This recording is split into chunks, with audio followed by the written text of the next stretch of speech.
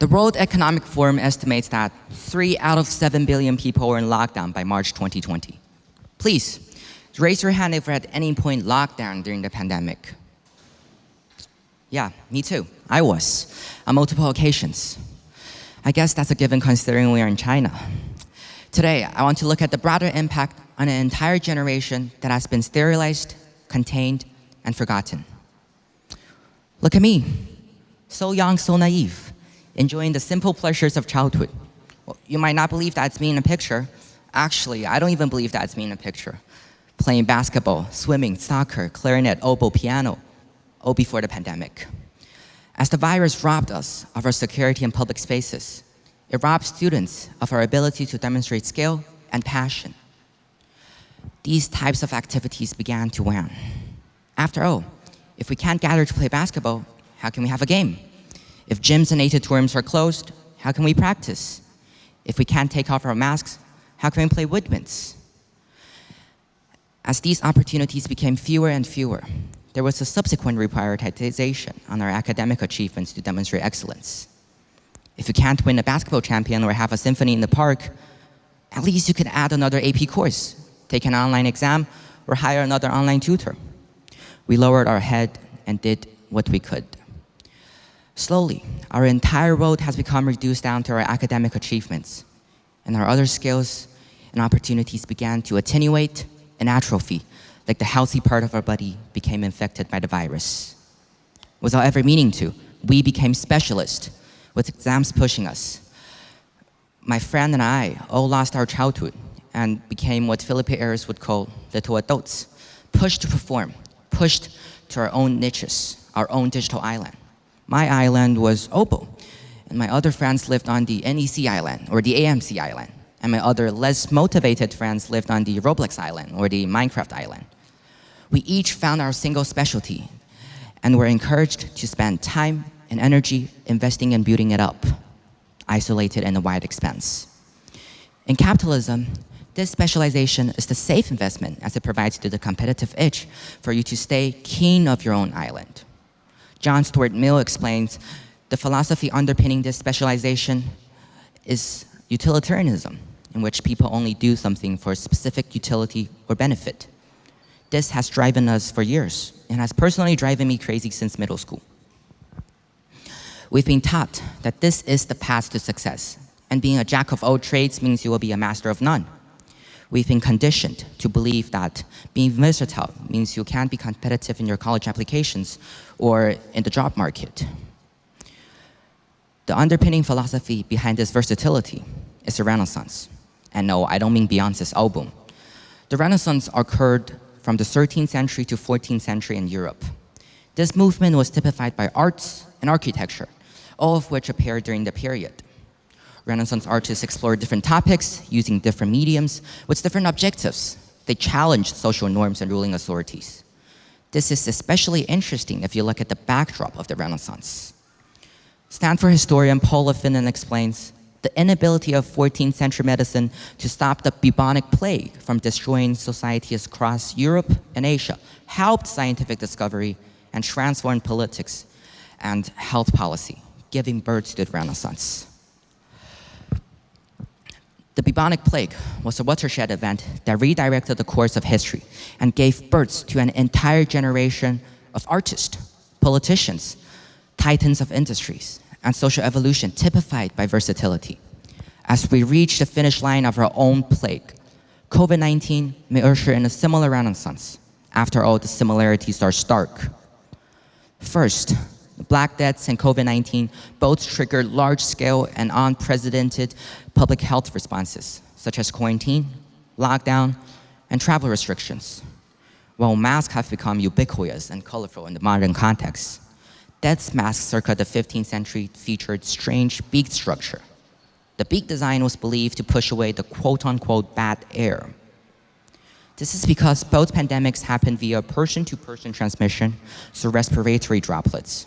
According to the CDC, person-to-person transmission poses rare high risk.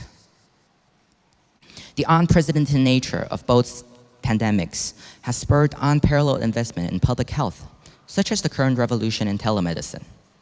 Second, Both pandemics led to the disruption of pre-existing economic systems. Before the Black Deaths, Europe had a long history of feudalism and rigid classes. The bubonic plague caused the largest demographic shock in European history, disrupting the system of economic power. The demise of serfdom allowed more free laborers to form new modern-day professions. COVID-19 created similarly disrupting regional and global changes in the labor market's restructuring. At the peak of both pandemics, countries were replanning and rebudgeting to build back their economies, including giving stimulus funds to businesses and welfare benefits to the unemployed. Many countries also adjusted their welfare system as their economies were recuperating from the pandemics. Third, both pandemics resulted in the widespread public distrust toward authorities and institutions due to the control of information and mishandling of public crisis.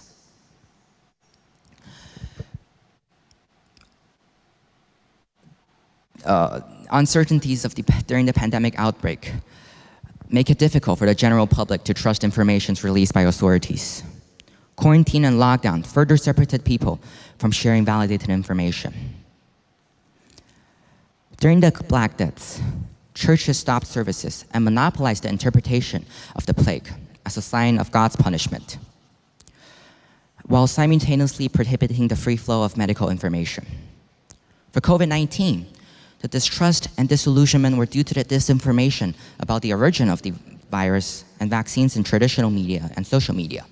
Even governments and public health policies institutions, such as the CDC, played an unhealthy role in sharing information.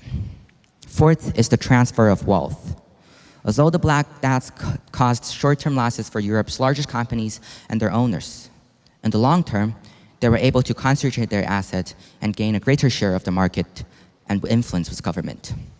The story of post-pandemic wealth accumulation is the same, but with a modern twist as companies such as Amazon and Google benefited by the pandemic as restrictions on physical contact promoted online interactions. After COVID, the world's 10 richest men more than doubled their fortune from $700 billion to $1.5 trillion at a rate of $15,000 per second or $1.3 billion a day. This is disturbing, considering that 99% of humanity's income fell, and over 160 million people were forced into poverty. Well, lastly, both the Black Deaths and the Black Deaths and COVID-19 saw a massive loss of life in a broader geographic region. More specifically, the bubonic plague was responsible for infecting and ultimately taking the life of an estimated 75 to 200 million people in Europe. Such morbidity had never before been seen and hasn't happened again. But COVID-19 has been equally unprecedented, causing an estimated 689 million infections, with a recent Harvard study cautioning that approximately 48% of the COVID cases are missing from the official data. Other researchers compared the reported death cases with the excess deaths data and come to the conclusion that COVID death cases have been grossly undercounted. Considering there are similarities between both the pandemics themselves and how the world responded to and recovered from them, it is my belief that we are in for a renaissance, an explosion of interdisciplinary connections, an exploration that will originate with our generation. And we can see that the conditions have been set for such an evolution, as the gig economy, or simply freelancing, has become dominant in the career space. A recent Gallup report on the millennial generation reveals that 21% of millennials say they've changed jobs within the past years, which is more than 3 times of the non-millennials who report the same. Millennials also show less willingness to stay in their current job. Half of millennial compared to 60% of non-millennial strongly agrees that they plan to be working in their same company 1 year from now. For businesses, this suggests that half of the millennial workforce does not see a future with them. Due to the uncertain economic environment, the increased needs for flexibility, these versatile job arrangements allowed more and more people to take on multiple roles and diversifying their skill sets to ensure job security.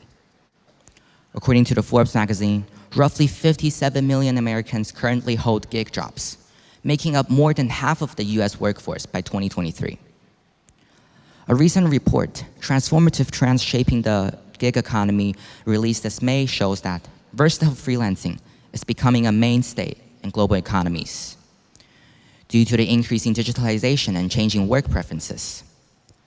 While the long tail of COVID lingers, this sector of the workforce may expand to reach $456 billion by 2030. Rather than continuing to invest in the outmoded vision of what life should be, we're spending years slaving away, laying bricks for a future that may not even exist. I encourage our young generation to stop and look back at your childhood dreams. Choose to do what makes you happy, and we can make those choices for ourselves now. As a study published in 2015 on the Annals of Behavioral Medicine found, pursuing your happiness both lowers your stress and contributes to a greater happiness. This is our true renaissance, to choose happiness. On the Forbes magazine suggests the pandemic reawakened passion, breathing in new possibilities to the ones who thought they were too old to change job or to invest in their career to make a sharp pivot and focus on new pursuits. For too long, people stay in unhealthy, mentally toxic jobs, and the pandemic gave them the time to realize that they had choices. This change of mindset is more than just about self-care. Now people have an opportunity to pause and rethink career choices, or even college application choices. Versatility is also a rational choice in risk management. As an old saying goes, don't put all your eggs in one basket. Both workers and employers are innovating with flexible practices in the workplace. After all, COVID-19 will not be the last pandemic globally. As the Harvard medical professor Jacob Lumiaks explains, we are seeing pandemics emerging frequently, not once in a lifetime, but every few years. We need to be preparing. Our generation of young people need to return to our happiness, to our childhood dreams, to our passions, and most importantly, to the lessons we learned from the Renaissance. Thank you.